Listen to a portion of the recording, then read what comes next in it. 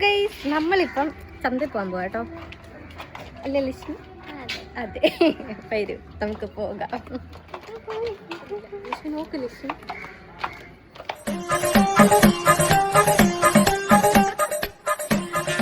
നമ്മൾ ഇന്ന് മാർക്കറ്റിൽ പോകുന്നതിൻ്റെ മെയിനായിട്ടുള്ള ഒരു ഉദ്ദേശം എന്ന് വെച്ചാൽ, നമ്മൾ അന്നൊരിക്കൽ 1-2 ആഴ്ച മുന്നേ മാർക്കറ്റിൽ പോയപ്പോഴത്തേനും നമുക്ക് ഒരമ്മയ്ക്ക് 30 രൂപ കൊടുക്കാനുണ്ടായിരുന്നല്ലോ, കടം ഉണ്ടായിരുന്നല്ലോ.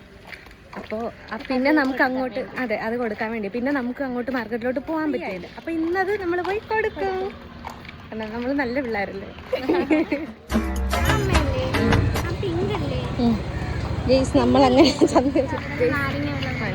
ഗെയ്സ്, നമുക്ക് നമ്മൾ ആ കാണാൻ വന്ന അമ്മേനെ കാണാൻ പറ്റിയില്ല. അപ്പോൾ വേറൊരു അമ്മയുടെ കയ്യിൽ പൈസ കൊടുക്കും, അമ്മ കൊടുക്കാം. അങ്ങനെ നമ്മൾക്ക് ചീര വാങ്ങിച്ചു.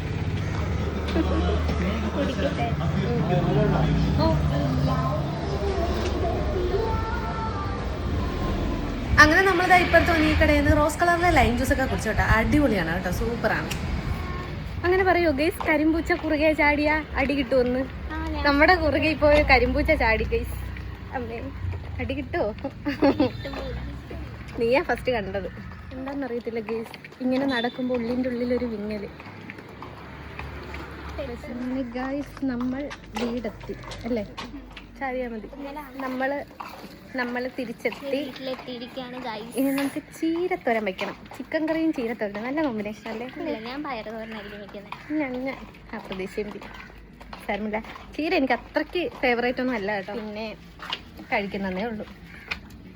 അതാത്ത കാര്യം, അത് വെക്കാനായിട്ട് ഭയങ്കര ബുദ്ധിമുട്ടാണ്. ഇലയൊക്കെന്നുള്ളാനേ നടക്കാം അങ്ങോട്ട്. നോക്ക്.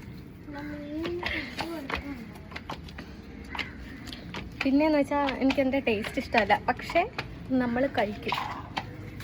അപ്പോൾ നമ്മൾ തിരിച്ച് വീട്ടിലെത്തിയിട്ടുണ്ട്. ഇനിയിപ്പോൾ ബാക്കി പരിപാടീസിലോട്ടൊക്കെ പോവാം. അപ്പോൾ ഇത്രയേ ഉള്ളൂ കേട്ടോ ഇന്നത്തെ വ്ളോഗ്. Okay, by.